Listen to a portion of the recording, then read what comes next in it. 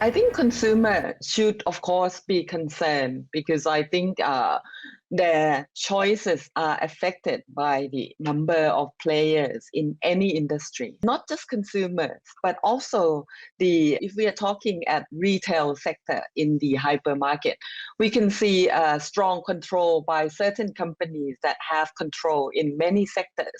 And that would affect not just the consumers, but also the suppliers who would have to supply into retail industries. We've seen a lot of mergers and acquisitions recently. What does it say about the current economic situation in Thailand?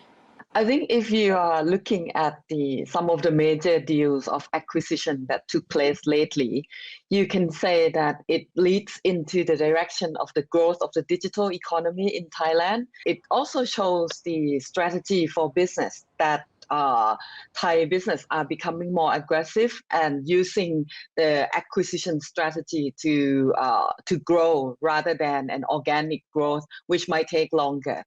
In an industry that is as fast moving and require a lot of innovation, such as digital economy, perhaps the strategy of acquisition would be something that we will see more often in the future. With the recent mergers and acquisitions that we've seen, many people are concerned about the monopoly issue where one company is dominating various industries all at once. I think we have to understand that the Thai economy and the Thai business scene has long been dominated by conglomerates, which has their business in a lot of areas. But I think if we look at it from the broader perspective, it also reflects the strong concentration of wealth that we are seeing in the Thai economy, that only a few groups of companies are able to expand into many areas.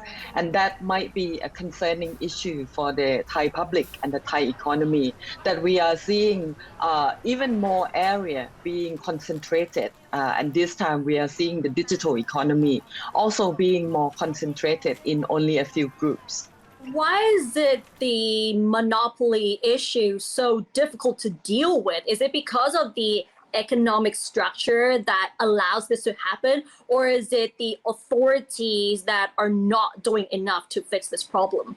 I think it's both sides, because if you think of the economic explanation of why business get bigger and how they can get bigger, you can see that there are scales and scope effects. So business can create more synergies when they get into the industries that allows them to grow further. For example, in the case of Central and Grab, you can see that both need each other to grow for the omni-channel retailing. But I think you can also see that the regulatory aspect have to catch up with a lot of this new and development in the digital economy.